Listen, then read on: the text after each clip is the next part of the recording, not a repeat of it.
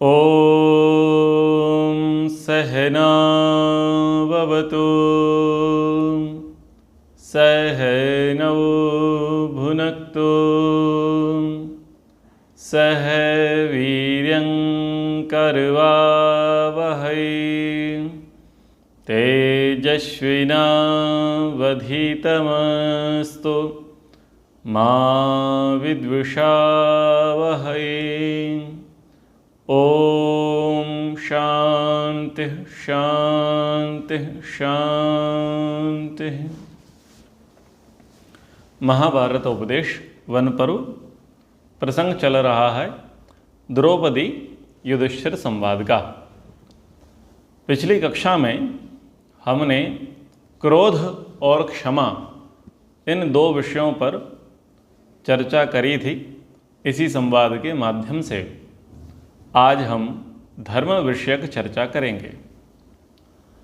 आपने देखा होगा कई लोग लंबे समय से धार्मिक क्रियाओं में संलग्न रहते हुए दिखाई देते हैं।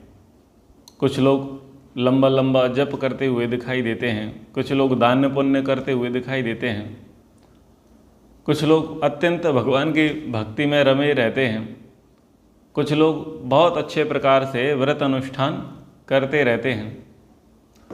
बहुत सारे लोग ऐसे भी हैं जो किसी का कुछ बिगाड़ते नहीं हैं, अपने रास्ते जाते हैं, अपने रास्ते आते हैं। परंतु जब ऐसे लोगों के जीवन में दुख आता है, तकलीफें, कष्ट, अभाव, या ऐसे लोगों पर कलंक मढ़ दिया जाए, आरोप प्रत्यारोप लग जावे, तब लोगों को संदेह उत्पन्न होता है कि हम जिस देव की पूजा करते आ रहे थे, जिस व्रत जिस अनुष्ठान को हम करते आ रहे थे, आखिर ऐसा कैसे है कि हम लोग इतने अच्छे हैं, अपने रास्ते जाते हैं, अपने रास्ते आते हैं, ईमानदारी से धन कमाते हैं, किसी का कभी कुछ बिगाड़ा नहीं है, इतने समय से पूजा पाठ कर रहे हैं, ईश्वर हमको दुख क्यों देता है, हमको तकलीफ क्यों देता है? तो ये ईश्वर जो है, आगे इसको मानना चाहिए या डिसकंटिन्यू, इसको यहीं पर विराम कर देना चाहिए? ये जो व्रत, ये जो अनुष्ठान, ये पूजा पाठ, ये जो जब तब हमने शुरू कर रखा है, ये तो हमारे कुछ काम आता हुआ दिखाई नहीं दे रहा है, तो हमको इसे बंद कर देना चाहिए अथवा इसकी उपेक्षा कर देनी चाहिए। ऐसा बहुत सारे लोग करते हुए दिखाई देते हैं। आपको समाज में ऐसे भी लोग मिलेंगे जो ये कहेंगे कि जी विवाह को 8-9 वर्ष हो गए थे और संतान की प्राप्ति नहीं हुई थी।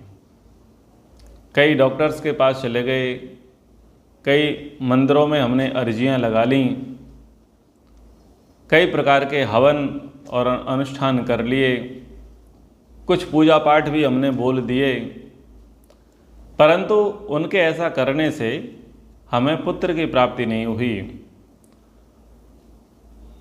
तो हम फिर ऐसे में दुखी होकर के मजार पर चले गए, हम ऐसे दुखी होकर के किसी भैरव के पास चले गए और वहाँ पर जाकर के हमको संतान की प्राप्ति हो गई। तो देखो, मेरे आपातकाल में मेरे धर्म ने तो मेरा साथ नहीं दिया और दूसरे धर्म को हमने अपनाया तो उसने मुझे लाभ दिया, साथ दिया, तो मैं उसे क्यों ना मानूं, क्यों ना अपनाऊं और अपने को क्यों ना त्यागूं। ऐसे ही अनेक क्षेत्रों में आप देखते होंगे कि व्यक्ति के भीतर शंकाएं आ जाती हैं, संदेह उत्पन्न हो जाता है, यानी वो जो मान रहा होता है, कर रहा होता है, उस पर अविश्वास की स्थिति उसके जीवन में आ जाती है। और यह स्वाभाविक है। जब कोई व्यक्ति नियम से चल रहा हो, धर्म से चल रहा हो, और फिर उसके जीवन में यदि कुछ विपरीतताएं, प्रतिकूलताएं, कठिनाई आती हैं, तो वह संदेह करता ही है।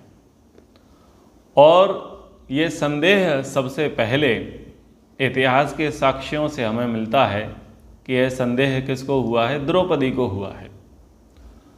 द्रौपदी राजरानी हैं, पति सहित भाइयों सहित वह निर्वासित हो चुकी हैं और वन की भीषण यातनाओं को वो सह रही हैं। पहले उन्हें अभिमान था, गर्व था अपने पति युधिष्ठिर के धर्म पर आरूढ़ होने पर उन्होंने देखा इस धर्म के कारण तो हमारा अपयश हो गया, हमारा सब कुछ नष्ट हो गया। तो धर्म के विषय में वो उलाहना देने लगीं, व्यंग कसने लगीं। यहाँ पर जो व्याख्यान शैली है वो व्याज स्तुति अलंकार में है। व्याज स्तुति अलंकार का लक्षण ये होता है कि सुनने में कैसा लगता है, स्तुति अच्छा लगता है, परंतु इंटेंशन, भाव जो होते हैं वो कैसे होते हैं, निंदा परक होते हैं। तो उन प्रसंगों को द्रौपदी कहती है कि नमो धात्रे विधात्रे चा यौ मोहम चक्रतुस्तव न इह धर्मा नृशंस्याभ्याम न क्षांत्या न आर्जवेन च पुरुषा श्रेयम आपनोति न घृणित्वेन करहिचित्। द्रौपदी जी कहती हैं कि हे महाराज, उस धाता को यानी ईश्वर को और विधाता को यानी जो विधान हुआ, जो प्रारब्ध हुआ, उसके लिए मेरा बारंबार नमस्कार हो, जिन्होंने तुम्हारी बुद्धि को मोह से ग्रस्त कर लिया है। यानी आपकी बुद्धि मोह में पड़ गई है। किसके कारण? उस धर्म के कारण, उस प्रारब्ध के कारण तुम्हारी बुद्धि मोह में पड़ गई है। इस जगत में धर्म के द्वारा, सरल व्यवहार के द्वारा, क्षमाशीलता के द्वारा, विनम्रता के द्वारा और दया के द्वारा कभी भी कोई भी मनुष्य ना तो उत्तम धन का भोग कर सकता और ना ही वो ऐश्वर्य की प्राप्ति कर सकता। जब मनुष्य को धन और ऐश्वर्य की प्राप्ति ही ना हो तो फिर दया, करुणा, सरलता, विनम्रता, धर्म, न्याय ये किस हेतु के लिए हैं, किस कारण से हैं? जब ये लौकिक ऐश्वर्य जो हैं, भोग जो हैं, उनको प्रदान कराने में असमर्थ हों। त्वाम च व्यसनभ्यागादिदं भारत दुस्सहम यत त्वं ना हर्षि ना अर्हसि नापि में भ्रातरस्ते महोजसः। इसी कारण तो आप पर भी यह दुस्सह महान संकट आन पड़ा है, जिसके योग्य ना तो आप थे और ना आपके महातेजस्वी भाई। किस कारण? आप लोगों ने दया, सरलता, विनम्रता, धर्म इसको आगे रखा और उस पर आप लोग चले और उसका परिणाम क्या निकला कि हम जंगल में जाकर के पड़े हुए हैं। ना ही ते अध्यगम जातो तदानीम नाद्य भारत धर्मार्थ प्रियतरम कच्चिदपि चेत जीवितादि। कहते हैं कि हे भरत कुलभूषण, आपके भाइयों ने ना तो पहले कभी और ना आज ही किसी दूसरी वस्तु को धर्म से ज़्यादा प्रिय समझा हो, अपितु सदा धर्म को ही जीवन से बढ़कर के आप लोगों ने माना। आपका राज्य, आपका जीवन भी धर्म के लिए ही समर्पित है। इस बात को समस्त ये गुरु ब्राह्मण लोग, ये देवता लोग भली भांति जानते हैं। अब कहते हैं कि अब मुझे पूर्ण विश्वास हो गया है, आप धर्म पर चले, आपके भाई लोग धर्म पर चले, तो मुझे पूर्ण विश्वास हो गया है कि आप मुझको त्याग सकते हो, अपने भाइयों को त्याग सकते हो, नकुल सहदेव को भी त्याग सकते हो, परंतु तुम धर्म को त्याग नहीं सकते। आगे कहती हैं, राजानम धर्म गोप्तारम धर्मो रक्षति रक्षिता इति में श्रुतम आर्याणाम त्वाम तो मन्ये न रक्षति। मैंने आर्यों के मुख से सुना है कि यदि धर्म की रक्षा की जाए तो धर्म आपकी रक्षा करता है, परंतु आपके क्षेत्र में मुझे यह कथन सत्य प्रतीत होता हुआ दिखाई नहीं दे रहा। महाराज, मुझे पूर्ण विश्वास है ये धर्म आपकी रक्षा तो करने वाला नहीं है। अरे, आपके कष्ट और दुर्योधन की समृद्धि को देखकर मैं उस विधाता, उस प्रारब्ध, उस धर्म के नियम की निंदा करती हूँ जो सज्जनों को तो दुख देता है और दुर्जनों को सुख दे करके विषम परिस्थिति में डाल देता है।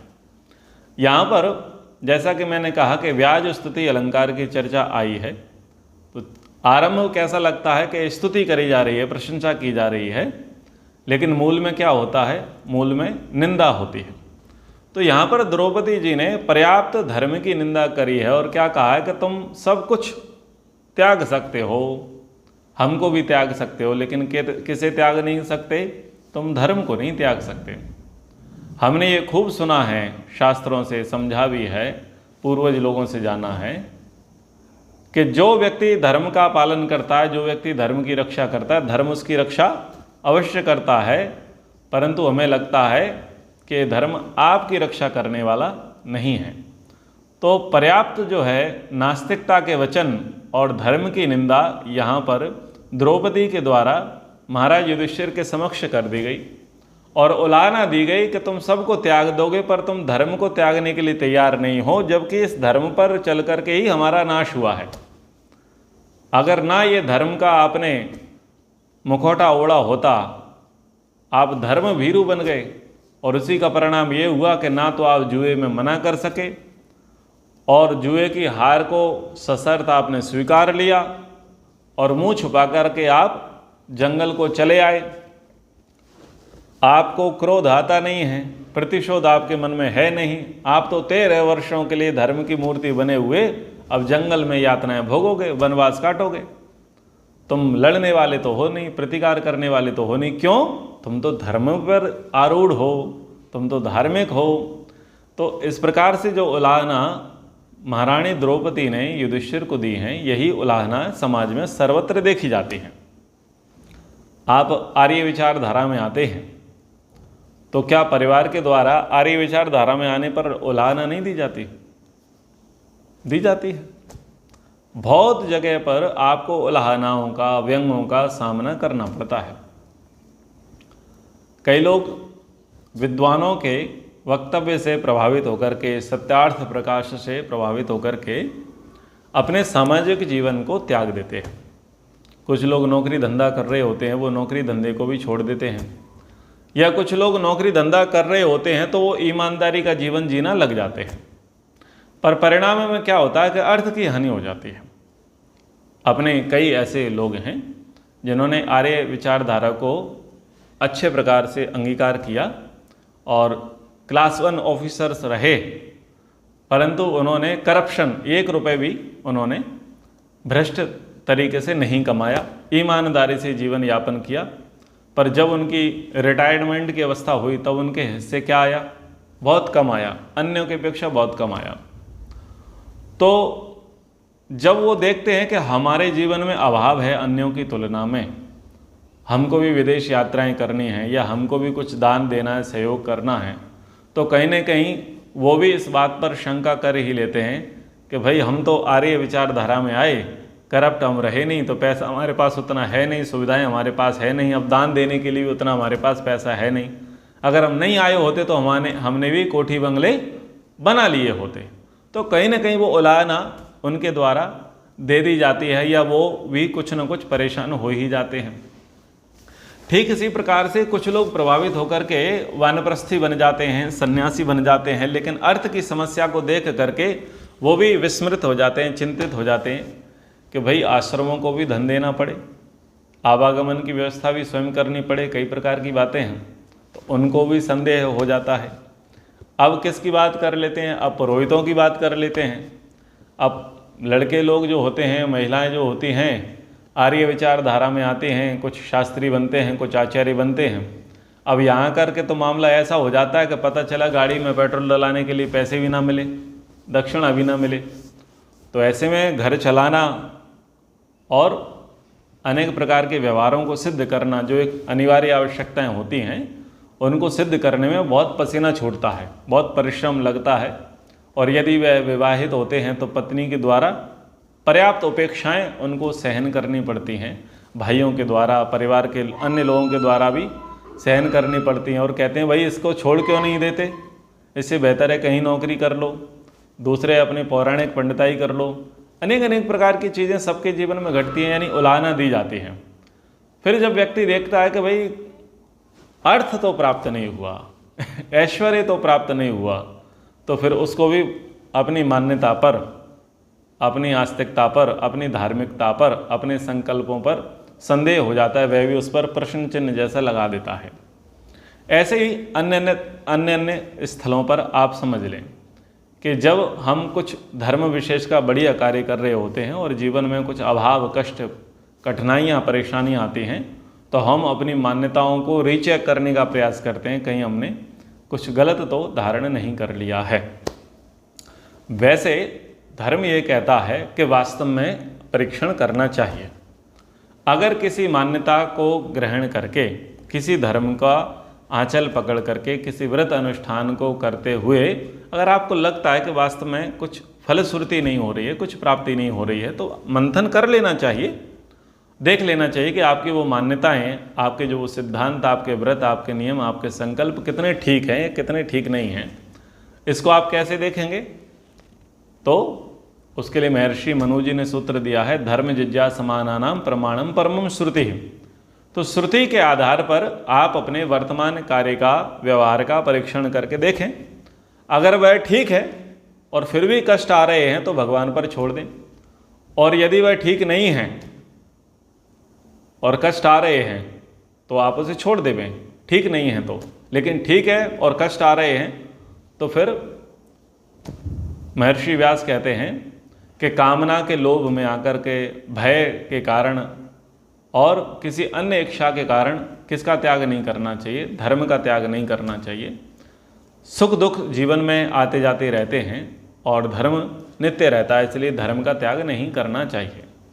तो इसमें तटस्थ भाव से दोनों प्रकार से अन्वेषण, गवेषणा, परीक्षण कर लेना चाहिए कि जो आपने व्रत अनुष्ठान, जप तप, पूजा पाठ, संकल्प जो कुछ भी जीवन में धारण किया है वो प्रमाणिक है या नहीं। यदि प्रमाणिक है तो उस पर गहरी आस्था बनाए रखें, और यदि प्रमाणिक नहीं है तो उसे त्याग देवें। इसी को धर्म कहते हैं, इसी को कहते हैं तर्क, यानी बुद्धि लगाना।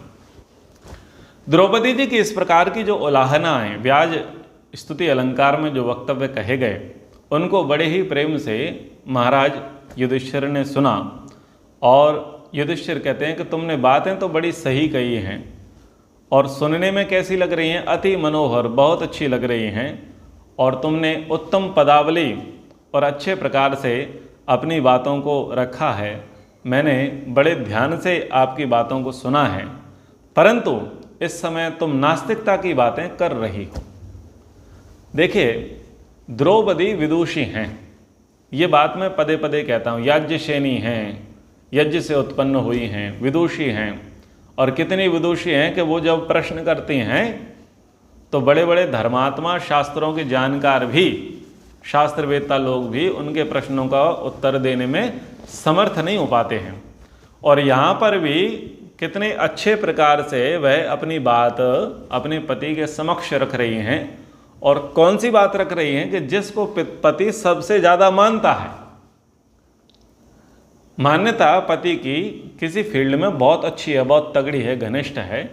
ऐसे में कितने प्रेम से, सही तरीके से अपनी बातें पति के सामने रखनी चाहिए, ये द्रौपदी से सीखना चाहिए। कोई पढ़ी लिखी विदुषी स्त्री ही अपनी बातों को ठीक तरीके से इस प्रकार से प्रस्तुत कर सकती है। अनपढ़, जो शास्त्रहीन है, वह अपनी बातों को व्यवस्थित तरीके से रखने में समर्थ नहीं होता।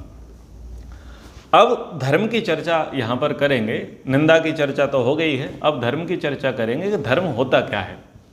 महाराज युधिष्ठिर का दृष्टिकोण धर्म के प्रति कैसा है और क्यों उन्हें धर्मराज कहा जाता है?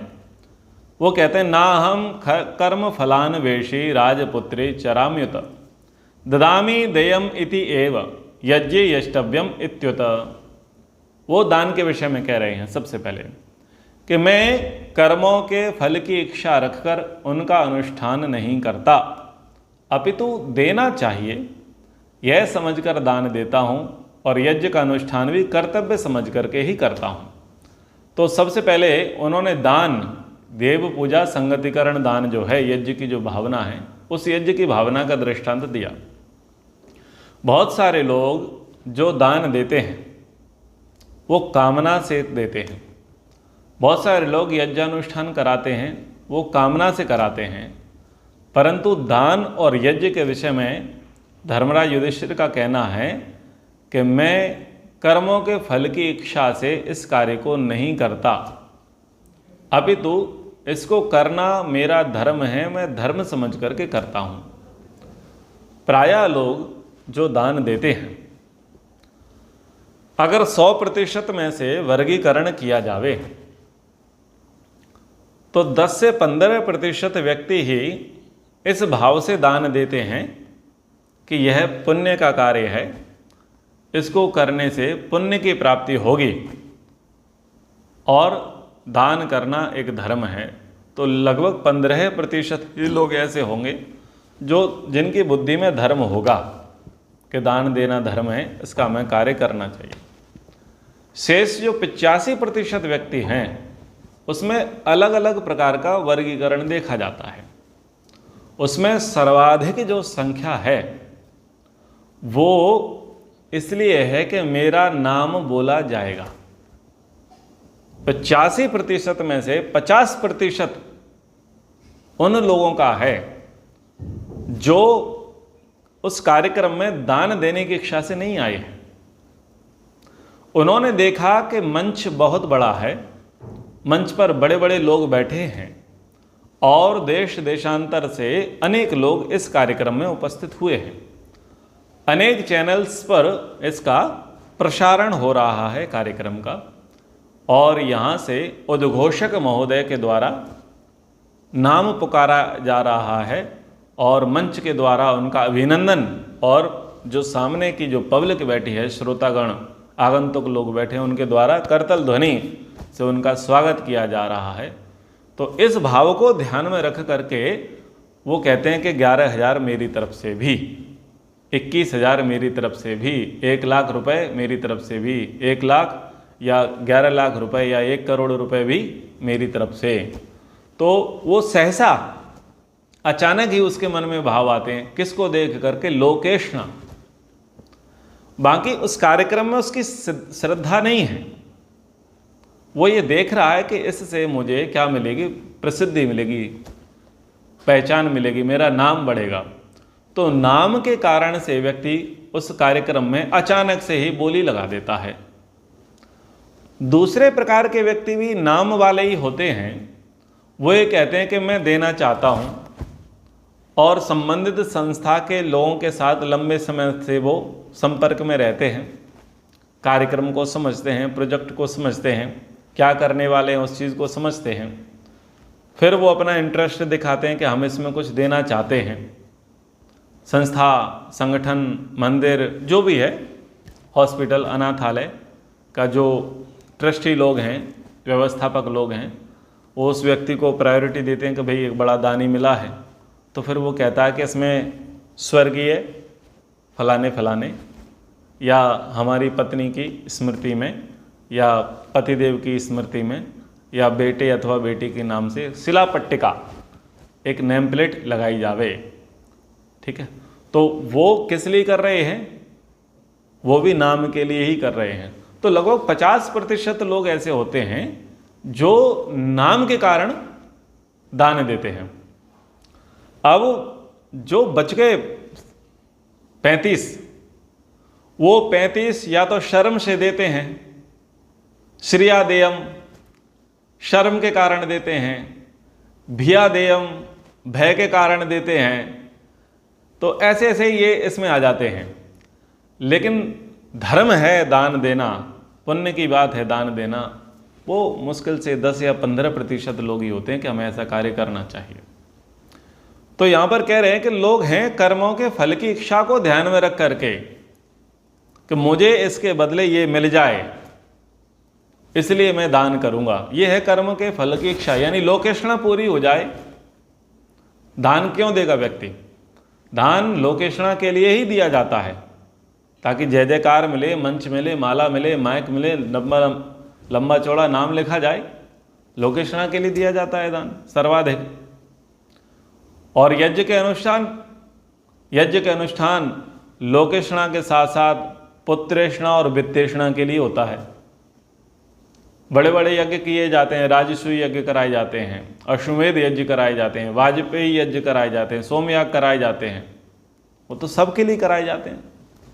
पुत्रेष्टि यज्ञ कराए जाते हैं, वर्षेष्टि यज्ञ कराते हैं, वर्षा यज्ञ कराते हैं। किस लिए करा रहे हैं? मिले आउटपुट मिले। वक्ता का अपना मंतव्य होता है, वेद पाठकर्ता का अपना मंतव्य होता है, आयोजक का कुछ अपना मंतव्य होता है, संयोजक का कुछ अपना मंतव्य होता है, और जो अन्य सहयोगी मंडल हैं उनका कुछ अपना मंतव्य होता है। यानी किसी की कुछ न कुछ ऐषणाएं न्यूनाधिकता के साथ उसके साथ जुड़ी रहती हैं। तो यहाँ पर महाराज युधिष्ठिर कह रहे हैं कि मैं इसको इसलिए करता हूँ कि इसको करना धर्म है। यानी इतने ऊपर उठे हुए हैं, इतने उच्च स्तर की इनकी सोच है धर्मराज युधिष्ठिर की, कि इसके बदले मुझे कुछ मिलेगा इसलिए मैं करूं ना। क्योंकि द्रौपदी की बुद्धि में क्या है कि कर रहे हो तो कुछ आउटपुट निकलना चाहिए। आप दान कर रहे हो तो दान का फल दिखना चाहिए, आप यज्ञ कर रहे हैं तो यज्ञ का फल दिखना चाहिए, आप धर्म का पालन कर रहे हैं तो धर्म का फल दिखना चाहिए। पर तुम तो साफ जंगल में पड़े हो सपरिवार, तो तुम्हारा ऐसा यज्ञ, ऐसा दान, ऐसा धर्म, ऐसा सेवा, ऐसा दया, ऐसा परोपकार, ऐसी सरलता विनम्रता किस काम की? जो सज्जनों को तो जंगल में डाल दे और दुर्जनों को महलों में बैठाल दे।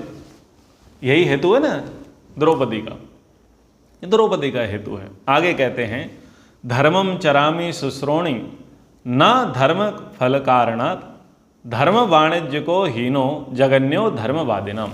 धर्म के संबंध में कहते हैं महाराज युधिष्ठिर, मैं धर्म का फल पाने के लोभ से धर्म का आचरण नहीं करता। जो मनुष्य कुछ पाने की इच्छा से धर्म का व्यापार करता है वह धर्मवादी पुरुषों की दृष्टि में हीन और निंदनीय माना जाता है। यानी व्यापार शब्द का प्रयोग यहाँ पर धर्मराज युधिष्ठिर ने किया है। धार्मिक यानी धर्म पर आरूढ़ हैं, यानी वो ये कह रहे हैं कि हम वन वे वाले हैं। वो अपनी तरफ से करते चले जा रहे हैं, लेकिन वो इस इच्छा में नहीं है कि मुझे उधर से कुछ मिले। इस स्थिति को कहते हैं निष्काम कर्म। यह है निष्काम भाव, जिसमें मनुष्य लौकिक फल की इच्छा नहीं करता। अब धर्मराज युधिष्ठिर की बुद्धि देखिए, उनके संकल्प, उनका दृष्टिकोण देखिए कि राजा हैं, गृहस्थी हैं, लेकिन सब कार्य कैसे कर रहे हैं कि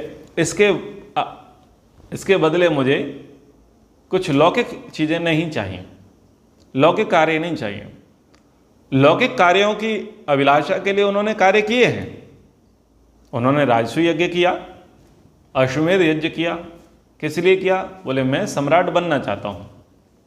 तो वे कर्मकांड की एक अलग प्रोसेस है, लेकिन जीवन में जो उनके सरलता है, विनम्रता है, दया है, न्याय है, परोपकार है, धर्म है, सहिष्णुता, क्षमा के भाव हैं, ये किसी लोकेशना के लिए नहीं है कि मैं ऐसा बना रहूँगा तो मुझे अच्छा राजा माना जाएगा। जो लोग ऐसा प्रयोग करते हैं उनको पॉलिटिक्स कहते हैं, पॉलिटिशियन कहते हैं। जो उसको बोलते हैं ना सफेद पोश, के अंदर तो गड़बड़ घोटाला होता है, लेकिन मंच पर जाकर के प्रजा के सामने कहते हैं कि आप चिंता न करें, हम तुम्हारे माई बाप सब कुछ कर देंगे साफ। ठीक है, तो बाहर आकर के प्रदर्शन करते हैं, बताने का प्रयास करते हैं, प्रजा को लुभाने का प्रयास करते हैं, वोट लेने का प्रयास करते हैं। झाड़ू लेंगे और बताएंगे कि अब आज हम सफाई करेंगे। 8 मार्च को 4 महिलाओं का सम्मान कर देंगे, वो उन्हीं की चेली होंगी। बोले ये महिला दिवस हो गया, ठीक है। विश्व पर्यावरण दिवस पर एक पेड़ को 10 लोगों के द्वारा तैयार करा दिया जाएगा, 11 हाथ खुद का लग जाएगा और वो पेड़ पर कृपा हो गई, जन्म जन्मांतर का उसके सफल हो गए पेड़ के। सर्दियों में सड़कों पर निकल जाएंगे और बस पहले से व्यवस्थित कर दिया जाएगा, घेर घार के भिखारियों को लाया जाएगा कि नेताजी आ रहे हैं करके, उनको घेर घार के ले आएंगे, वो बैठ जाएंगे और कुछ बोलना मत, हरकतें मत करना, हरकतें मत करना। घेर घार के भिखारी ले आएंगे, फिर उनको दिया जाएगा। अच्छा, फिर एक पत्रकार आएगा, अच्छा आपको कैसा लग रहा है, मुंह में उसके माइक ठूंस करके बोलो आपको कैसा लग रहा है। अब तेरे जूता उतार के देश में कैसा लग रहा है, बोले पहलगांव हमले में आपका पति मर गया, आपको कैसा लग रहा है। मतलब दुष्टता की हद है, पत्रकारिता दुष्टता की हद है कि आपको कैसा लग रहा है। क्यों भाई, तू मशीनी मानव है, रोबोट है, ह्यूमन नहीं है, तेरे अंदर संवेदनाएं नहीं है, तो पूछ ले तू कैसा लग रहा है। तुम्हारा पति मर गया है, तुम्हारे घर पर ये पत्थर गिर गया, ये कुछ दीवार टूट गई, गाड़ियों के शीशे फूट गए, आपको कैसा लग रहा है, आप इस विषय में क्या कहना चाहेंगी या कैसा कहना चाहेंगे। अगर भाई तू रोबोट है तो पूछ ले, क्योंकि रोबोट संवेदनाहीन होता है, लेकिन तू भी तो मनुष्य है। लेकिन क्यों उसके मुंह में माइक ठूंस करके पूछ रहा है, क्या पत्रकारिता कर रहा है। तो मैं कह रहा था कि बस घेर घार करके तैयार कर दिया जाएगा, पहले से कूड़ा बिखेर दिया जाएगा। यहां पर नेताजी आएंगे, किस लिए, बोले झाड़ू लगाएंगे। सब प्री प्लान होता है, व्यवस्थित होता है, हर चीज दिखाने के लिए। तो ये क्या बताया जा रहा है, ये है धर्मानुष्ठान। सम्मेलनों में जाएंगे, सामूहिक विवाह सम्मेलनों में जाएंगे, और बोले इनके द्वारा LCD टीवी दी गई, फ्रिज दिए गए, और ये दिया गया और वो दिया गया। कुछ नहीं दिया गया, सेठ से कह दिया था तेरे धंधे उजागर कर दूंगा, तू शांति से दे देना, मेरा नाम करा देना। नेताजी कुछ नहीं देने वाले। तो ये है धर्मध्वजी, धर्म का व्यापार।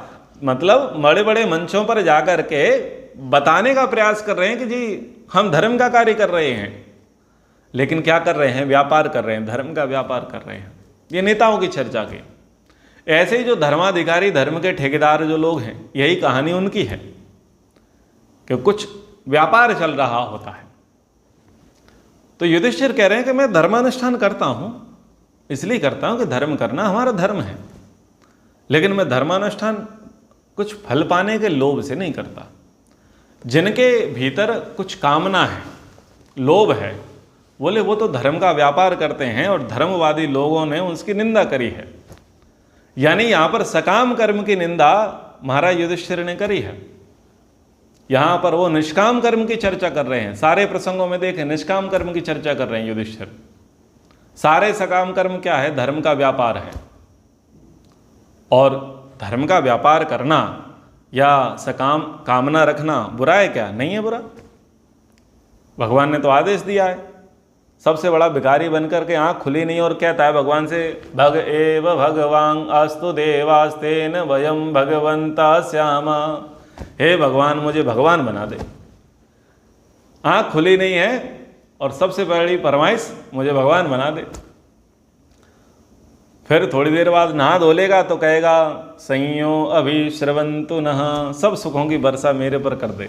अभी सूर्यदेव निकले नहीं हैं और सुखों की वर्षा इसको चाहिए।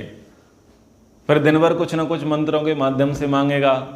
शाम को कहेगा तन में मनः शिव संकल्पमस्तु, मेरा मन कल्याणकारी हो। तो कामना तो कर रहा है, और कामना करने का विधान भी शास्त्र में किया है। तो फिर बुरा कैसे हो सकता है, बुरा नहीं हो सकता ना, लेकिन बुरा है। सकामता से निष्कामता अच्छी है। जो धर्मवादी लोग हैं, धर्मवादी कौन, जो निष्काम कर्मयोगी लोग हैं, उनकी दृष्टि में ये सकाम वाले बोले ये तो धर्म का व्यापार करते हैं। तो ये धर्मराज युधिष्ठिर का दृष्टिकोण बताने का प्रयास किया जा रहा है कि वो हैं गृहस्थी राजा हैं, पर उनको बुद्धि कैसी है, निष्काम कर्म वाली है, वो सकाम कर्म वाली नहीं है। तो यहां पर वो सकाम कर्म की निंदा कर रहे हैं, जबकि सकाम कर्म के लिए तो शास्त्र ने कह दिया, आपको कई संक्षिप्त प्रमाण भी दे दिए। लेकिन बताया जा रहा है कि धर्मराज युधिष्ठिर की दृष्टि कैसी है, वो निष्काम कर्म को प्रायोरिटी देते हैं। यानी धर्म कार्य कर रहे हैं, क्या मान करके, हमारी रिस्पॉन्सिबिलिटी है, हमारी जिम्मेदारी है। पंच महायज्ञ जो किए कराए जाते हैं, ये क्या है, ये रिस्पॉन्सिबिलिटी है, धर्म है। इसके लिए आप आर्गुमेंट नहीं कर सकते, क्लेम नहीं कर सकते कि भगवान मैं पंच महायज्ञ करता हूं, तो मुझे इसका ये प्रमाणीकरण दे दो, और इसके बदले ये दे दो वो दे दो, आप मांग नहीं सकते। क्यों? ये तो कंपलसरी है, क्योंकि आप बहुत कुछ गड़बड़ घोटाला पहले से कर रहे होते हैं। तो एक प्रकार से ये तो क्षतिपूर्ति जैसी है। ये कुछ आप एहसान नहीं कर रहे ईश्वर पर या समाज पर, आप एहसान नहीं कर रहे। एहसान किस पर कर रहे हो? खुद पर कर रहे हो, नहीं तो गड्ढे में घुस जाओगे। इतना कर्जा बढ़ जाएगा पाप कर्मों का, अशुभ कर्मों का, मिश्रित कर्मों का, ये बढ़ जाएगा बोझ, गड्ढे में धंस जाओगे। तो गड्ढे में धंसने से बचाने के लिए क्या है? महाऔषधि, पंच महायज्ञ। तो लोग पंच महायज्ञों को गिनाते हैं कि भाई हमारे यहाँ डेली सुबह शाम हवन होता है। भाई क्यों गिना रहे हो? हवन होता है तो क्या खाना नहीं खाते क्या? गिनाने की आवश्यकता क्या है? क्यों होता है? उसका अट्टहास मत भरो, इतराओ मत, अभिमान मत करो। लोग अभिमान करते हैं, जो अग्निहोत्र करते हैं वो बहुत सारे लोग अभिमान करते हुए देखे जाते हैं। हम मूर्ति पूजा नहीं करते, हम तो हवन करते हैं। क्या है? यह है अभिमान, ये है विद्या का अभिमान, ये व्रतों का अभिमान, ये संकल्पों का अभिमान, ये नियमों का अभिमान है। और ये कहीं ना कहीं दूसरे की निंदा करने जैसा अपराध है। सत्यम ब्रूयात प्रियम ब्रूयात, सत्य बोला लेकिन प्रिय नहीं बोला। तो प्रिय ना बोल करके आपने क्या किया? उसका अपमान कर दिया, तिरस्कार कर दिया। और अपमान जो है बड़े से बड़े राजाओं का तख्ता पलट करा देता है। इतिहास उठा करके देख लो, कई राजाओं ने अपने मंत्री, अपने गुप्तचर, अपने सहचर, अपने अनुज, अपने मंत्री, अपने पुरोहित, अपने महिला स्त्री किसी अभिमान में आकर के या प्रमादवश कुछ ऐसे शब्द कह दिए जो अगले व्यक्ति को चुभ गए। उसने कहा ठीक है हम देख लेंगे तुझे, और उसने क्या किया? सत्ता परिवर्तन करा दिया। कौन गलत था? गलत ये था कि सत्य तो बोला पर सही तरीके से नहीं बोला। सत्यम ब्रूयात प्रियम ब्रूयात, सत्य बोलो, प्रिय बोलो, हितकारी बोलो। आप किसी को बोलो लेकिन अच्छे से बोलो, तरीके से बोलो, ताकि उसे बुरा भी ना लगे और उसको समझ में भी आ जाए। पर बोलने का तरीका अगर ऐसा हो कि दूसरे का अपमान हो जाए और अपना अभिमान बढ़ जाए, तो ऐसा सत्य जो है आपके लिए घातक सिद्ध हो सकता है। तो इसीलिए कहा कि धर्म की गति सूक्ष्म है। पहले चर्चा आई थी, धर्म की गति सूक्ष्म है। केवल ये धर्म नहीं है, इतना इतना समझ लेना धर्म नहीं है, बहुत सूक्ष्म है। और जो बुद्धिजीवी लोग हैं उन्होंने धर्म के विषय में सरेंडर कर दिया, बोले ना इति, इतना ही धर्म नहीं है। धर्म की गति सूक्ष्म इसीलिए कही गई। हमको लगता है ना कि हम अन्यों की अपेक्षा धर्म को बेहतर जानते हैं, तो जितना जानते हैं उतना ही जानते हैं। बाकी शास्त्र का ध्यान रखें, शास्त्र कह रहा है कि धर्म की गति सूक्ष्म है, यानी तुमने बस जितना जाना है उतना ही जाना है। अभी बहुत कुछ जानना शेष है। माना कि कंपैरेटिवली तुमने अन्यों की अपेक्षा अधिक जान लिया बस, लेकिन उसका अट्टहास, उसका दंभ मत भरो। ना धर्म फलम आपनोति यो धर्मम दोग्धुम इच्छति यश्चैनम शंकते कृत्वा नास्तिक्यात पाप चेतनः। जो पापी मनुष्य नास्तिकता वशात धर्म का अनुष्ठान करके उसके विषय में शंका करता है अथवा धर्म को दोहना चाहता है, उसे धर्म का फल बिल्कुल भी नहीं मिलता। क्या कह रहे हैं? नास्तिकता वशात धर्म का अनुष्ठान करता है। नास्तिकता वशात क्या है? कहा, क्या कहा? यज्ञ कर लो, पर्यावरण की शुद्धि होती है, सकारात्मक ऊर्जा आती है, प्राणियों का हित होता है, भला होता है, आपको भी कुछ लाभ मिलेगा, आपके भी कुछ रोग ठीक होंगे, आपके परिवार में भी कुछ मतैक्य होगा, मतभेद नहीं होगा, और सब कर रहे हैं तुम भी कर लो। तो चलो भाई सब कह रहे हैं तो कर लो। आस्था नहीं है, सब कर रहे हैं इसलिए कर लेते हैं, सब जा रहे हैं इसलिए चले जाते हैं, सब दे रहे हैं इसलिए दे देते हैं, सब बोल रहे हैं इसलिए बोल लेते हैं। ये है नास्तिकता। नास्तिकता मतलब मान लिया, स्वीकारा नहीं, मान लिया। अब नास्तिकता वशात कोई कार्य किया जितने की चर्चा की, कोई कार्य किया और कार्य करके क्या देख रहे हैं, फलश्रुति हो रही है कि नहीं। यानी ये जो करने के लिए हमसे कहा गया, इसका कुछ रिजल्ट दिखाई दे रहा है कि नहीं। यानी अनुष्ठान किया है और अब उस पर क्या कर रहे हैं, शंका। तो शंका करने वाले क्या है, अपने आप को बुद्धिजीवी मानते हैं, बोले हम बहुत प्रैक्टिकल व्यक्ति हैं, हम वैज्ञानिक बुद्धि के हैं, हमने करके देखा और हमें उसमें कुछ भी नहीं मिला। तो यहाँ पर कह रहे हैं कि ये तो धर्म का दोहन करना चाहता है, धर्म को दोहना चाहता है। ऐसे व्यक्ति को धर्म का फल नहीं मिलेगा। क्यों नहीं मिलेगा? क्योंकि आस्तिकता नहीं है, श्रद्धा नहीं है। कुछ लोग धर्मानुष्ठान, कर्मकांड, पूजा पाठ, व्रत अनुष्ठान, जप तप, नियम जो भी करते हैं, किस लिए?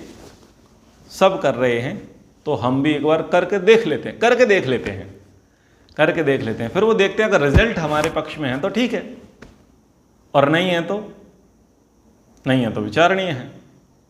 तो वो धर्म पर क्या शंका कर रहे हैं, यानी धर्म का दोहन करना चाहते हैं। यही भरमार है कम्युनिस्टों की। यहाँ कम्युनिस्ट की चर्चा है। ये कम्युनिस्ट लोग होते हैं, यही सेक्युलर लोग होते हैं, यही थोड़े विपरीत विचारधारा के होते हैं, यही कुतर्की होते हैं, यही नास्तिक होते हैं। एक नास्तिक विचारधारा का व्यक्ति यहाँ आया, जब हम मनुस्मृति का शिविर कर रहे थे उसके बाद आया। उसने कहा कि वो मनुस्मृति का घोर विरोधी था। उसने कहा कि मैं पढ़ना चाहता हूँ, आखिर इसमें है क्या। तो हमने उसको पकड़ा है तो पकड़ा भी नहीं। इच्छा तो पहले खूब करी कि हम मनुस्मृति को पढ़ेंगे और लेंगे, लेकिन बाद में उसने पकड़ा भी नहीं। कुछ लोग सत्यार्थ प्रकाश बोले क्या है इसमें, हम देखेंगे पढ़ेंगे, और ऊपर तरीके से बड़ी प्रसन्नता व्यक्त करते हैं, लेकिन बाद में जाकर के कबाड़े में डाल देते हैं। अच्छा, देने वालों को भी समझना चाहिए कि तुम किसको दे रहे हो। हमारे कुछ लोग होते हैं, वो फोटो खिंचवा करके सोचते हैं बस हमने महान कार्य कर दिया। किसी नचनिया को पुस्तक दे दी, किसी मांसाहारी को, किसी प्रपंची को पुस्तक दे दी और वो सेलिब्रिटी है, और उसके साथ फोटो क्लिक करा लिया। ये बताने का प्रयास किया जा रहा है कि मैंने इसको पुस्तक दे दी, मतलब वाइट वॉश कर दिया, इसका क्लीन स्वीप हो गया, कोरा कागज बना दिया तुमने। माना सत्यार्थ प्रकाश पारस है, पर तुम क्या दम्भ भर रहे हो कि मैंने इसको पुस्तक दे करके इसका जीवन बदल दिया। महाराज वो कबाड़ में डाल देगा, कबड़ में डाल देगा, पता नहीं किसको पकड़ा देगा। वो तो चूंकि उसको भी लोकलाज है, वो निंदा नहीं कर सकता, अपमान नहीं कर सकता, लेकिन तुम ऐसा दम्भ भरते हो कि मैं उस सेलिब्रिटी के पास जाकर के मैं पुस्तक भेंट करके आया। भेंट करने से होगा क्या? भेंट करने के 1 साल बाद तो उससे मिला, कुछ परिवर्तन देखा गया सत्यार्थ प्रकाश का? नहीं मिला। क्यों? उसने केवल ले लिया, धारण नहीं किया। यह नास्तिकता। और ऐसे लोग कहते हुए देखे मिल जाएंगे कि हाँ वो तो मेरे घर में भी रखी है, वेद मेरे यहाँ भी रखे हैं, मनुस्मृति मेरे यहाँ भी रखी है बस।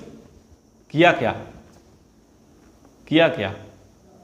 यानी आपने धर्म का एक प्रकार से दोहन किया, बताने का प्रयास किया कि साहब इतना है। भाई है तो कभी यूटिलाइज किया, प्रयोग किया ना जी? वो कभी अवसर ही नहीं मिला, मन ही नहीं हुआ, समझ में नहीं आता। तो ये चीजें बहुत सारे लोग करते हुए दिखाई देते हैं। ये क्या है? ये नास्तिकता है। आस्तिकता नहीं। आस्तिकता होती तो आप उसको हृदय से स्वीकारते, उसको अंगीकार करते, उसके वचनों को समझते, समझाने का प्रयास करते और फिर उस पर चलने का प्रयास करते।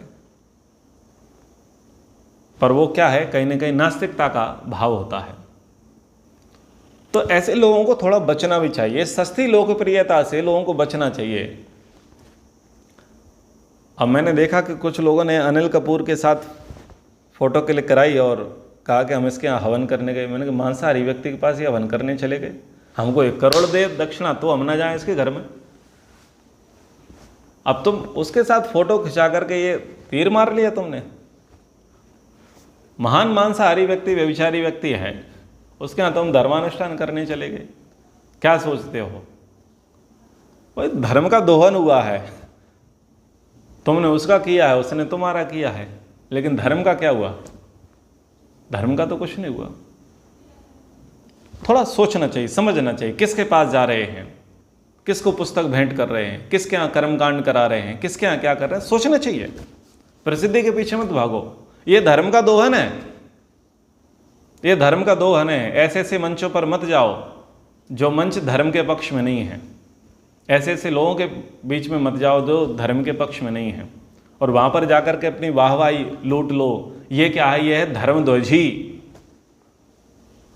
ये धर्म का दोहन करना है, तो इससे बचना चाहिए दोनों को, वक्ता और श्रोता दोनों को बचना चाहिए। यजमान को बचना चाहिए, आचार्य को बचना चाहिए। ऐसी चीज़ों से बचो। ये चीज़ें धर्म का दोहन, धर्म का शोषण करने वाली हैं। तो जो पापी मनुष्य नास्तिकता अवश धर्म का अनुष्ठान करता है, पापी पहले ही कह दिया, धर्म का अनुष्ठान कर रहा है नास्तिकता के कारण, नास्तिकतावश, और फिर धर्म पर शंका करता है, वो व्यक्ति धर्म को वास्तव में दोहना चाहता है, ऐसे व्यक्ति को धर्म का फल प्राप्त नहीं होगा। तो ये दोनों लोग बचें जो इस प्रकार के प्रपंच में सिरमौर बने हुए हैं, आगे जाकर के कार्य कर रहे हैं। आगे वो बड़ी ही निष्ठा के साथ धर्मराज युधिष्ठिर कहते हैं, अतिवादात वदाम्येष माँ धर्मम अभिशंकथा धर्माभिशंकी पुरुषस्त्रियक गति परायण। मैं सारे प्रमाणों से ऊपर उठकर केवल शास्त्र के आधार पर यह जोर देकर कह रहा हूँ कि तुम धर्म के विषय में शंका मत करो, क्योंकि धर्म में संदेह करने वाला मनुष्य पशु पक्षियों की योनि में जन्म पाता है। बहुत अच्छी बात इन्होंने धर्मराज युधिष्ठिर ने देवी के लिए कही। ये चर्चाएं फिर अगले सत्र में फिर करेंगे, यहीं से इसी श्लोक से। अभी के लिए कक्षा को विराम। एक बार ओम का उच्चारण। ओ